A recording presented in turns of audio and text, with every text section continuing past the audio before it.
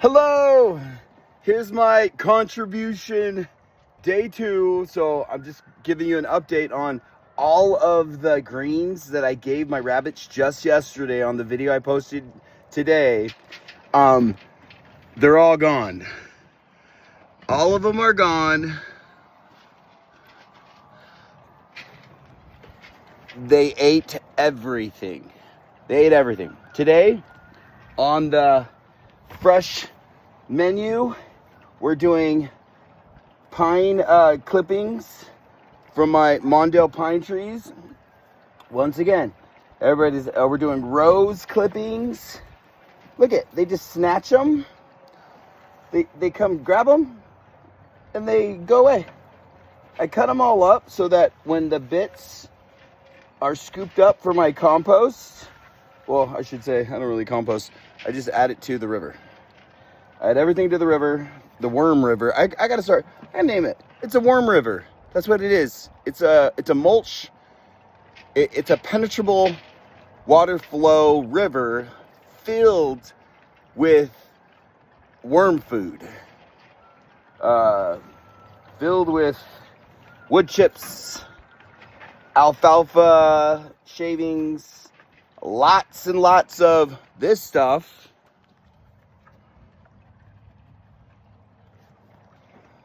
That's one day. I'm not kidding. That's one day of rabbit poop. These things are machines. I mean, granted, there's always one that gets bullied. We got a male that's getting bullied here. He looks like he has a disease. He doesn't. His options are this. I have every form of predator that comes on my farm. So, in times past, I would feel bad for the one that gets bullied, and I'd let him go. They end up eating all the bark off of your fruit trees that you paid a lot of money for and worked really hard to grow. So you can't have roaming rabbits. And on top of that, they don't last very long because between the owls at night, the hawks during the day, the coyotes that roam both night and day, the raccoons at night, the skunks at night, the foxes that jump like bobcats here, and the bobcats, free roaming prey wildlife is not lasting very long here. Unless it was born wild and knows to stay underground most of its life and it comes out to nibble and run right back underground, it's not lasting very long on the Audrey farm. So what we have is, this is the cutest part of this whole adventure for me. I don't know if you can see that on the video. Is that coming through? Oh yeah, the bunnies.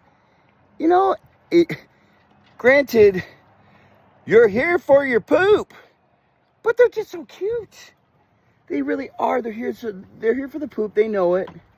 And yet, they get spoiled. You get spoiled. Yes, you do. You get spoiled because you contribute. And I guess that's what I'm trying to say.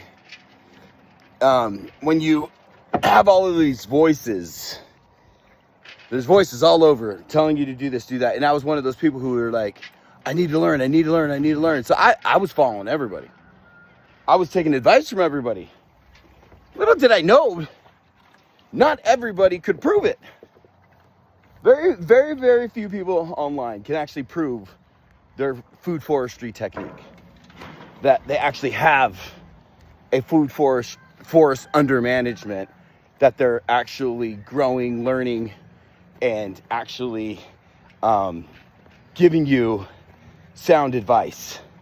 So as I'm going through all the information and all the techniques, I came to a point I'm 5 years into my journey. Well, I'm in the 6th year of it, but 5 years completed. And finally I'm like, it's not that they were wrong.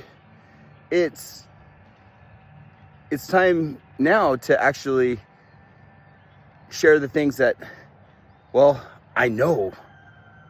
These are things that I know. And as I'm listening to the wisdom of those who know, Byron Groves, he's only been into it a couple years as well, but whoa, did he dive in? And he knows. Of course, everybody knows Jeff Lawton. I listened to his latest interview today, and he and I agree. I had no idea that this was his theory because I'm a horrible, I'm just a little slow. I don't sponge it very well. Sometimes I do, sometimes I don't. But he was saying, get your waterway right. Get the water right. And it's so true. I totally agree. If you don't have the water right first, then why are you putting headaches in the ground? Meaning, are you planting trees without a consistent waterway? And I'm not talking about a bubbler. I'm not talking about an irrigation line, landscaping. Dude, you do that system here on my farm, it's not enough water to deter the enemy, the clash of the gophers. All you're doing is plumping that plant up with enough moisture so that you're feeding the underground wildlife. So, as I give you a little sneak peek, I am Hawaiian, and I'm adhering to the system of mini islands. I created islands for my trees. Just call me Maui. Of course, without the hair, but I got a wig in the house. So, islands, after feeding so many gophers, I'd probably lost, I keep saying this, but it's the truth. Here's how I grow grapes now. In a bucket, in the water, rabbit poop on top, next to the fence. Let's go! Islands is the key here. Keep in mind my water quality here. If you get this water on the leaves of the trees and the plants, it kills it. So not just the gophers, but originally I had this brilliant sprinkler system set up to water my food forest, like the dude in New Zealand and the dude in Australia that I was following online. Just set up a sprinkler and it'll water all your trees. 2 years of that, watching my trees shrivel up and die, only to have my neighbors tell me, oh yeah, you can't water with your water. What do you mean I can't water with my water? Yeah, you can't get it on the leaves. I've never heard of that before, ever. Until I'm on my property. And yeah, you can't water with your water. So,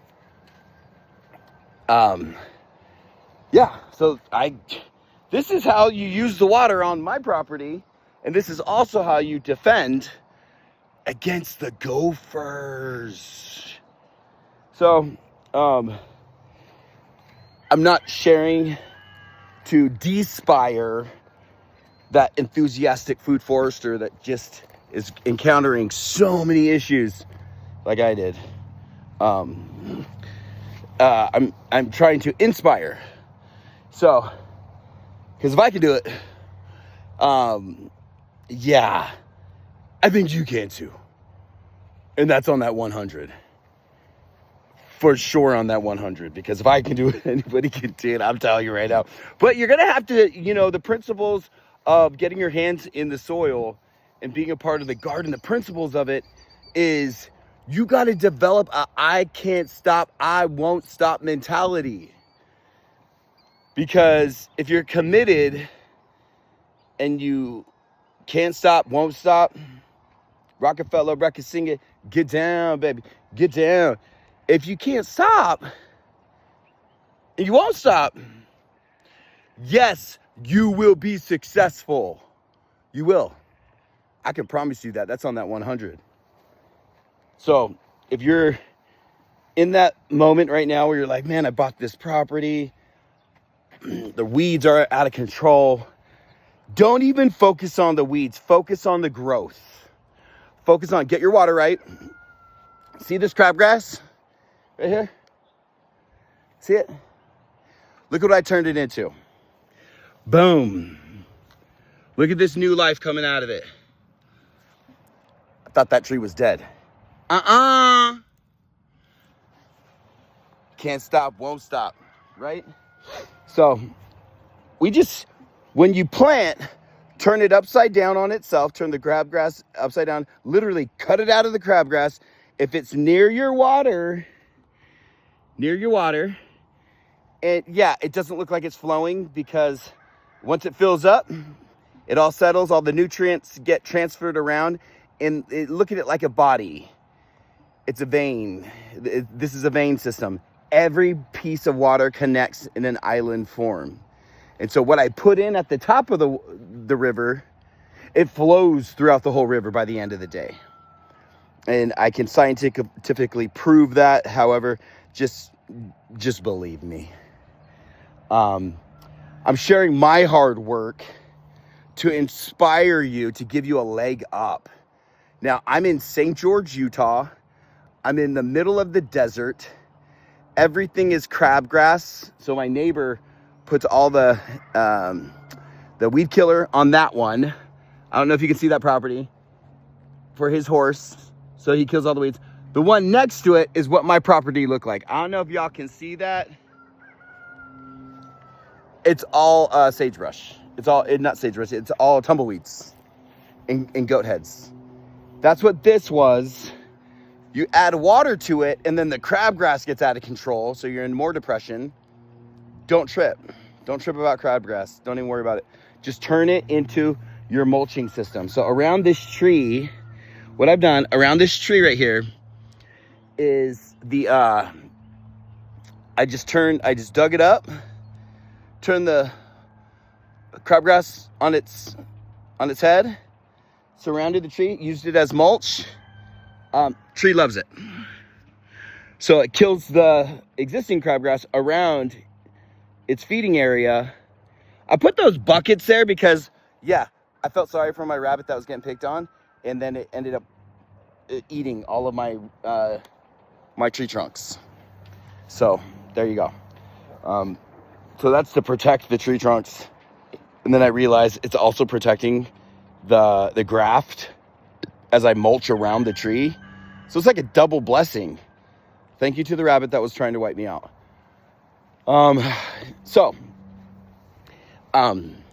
Inspiration, motivation, beautification, stay locked in to know that whatever you're going through in your food forest, whether you're encountering the predators, or I should say the predators, the underground varmints. Keep in mind, we also have the above ground varmints. But there's so many battles in it. Just stay locked in to not giving up. Don't give up, because it's like I say in the gymnastics gym. When you're in the gym working with your athletes day in, day out, things will reveal themselves. Their strengths, their weaknesses will reveal themselves, and you can work with it. In the garden, the more you're out here, the more you're locked in, the more you're committed, your property will reveal itself to you. And it's going to take a lot of failure. So, I don't know if you're a learner like me, but I tried my best to find really, really good people to learn from. And all of them meant well. Not a lot of them knew my property. None of them knew my property. So it's kind of hard.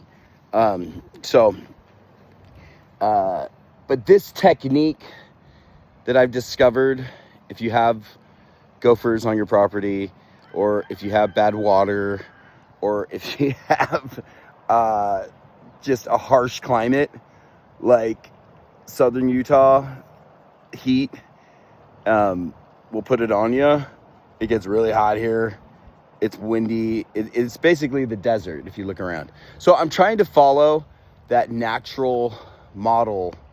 In Zion National Park, there's a map of Zion from an aerial view, and it's at the start, like right when you walk into the park. There's this beautiful map that says, like it tries to explain the beauty of the river. And there's an aerial view of Zion National Park, and wherever the river flows, that's where everything grows. Wherever the river flows, that's where everything grows. Everything else is a desert landscape right outside of Zion National Park.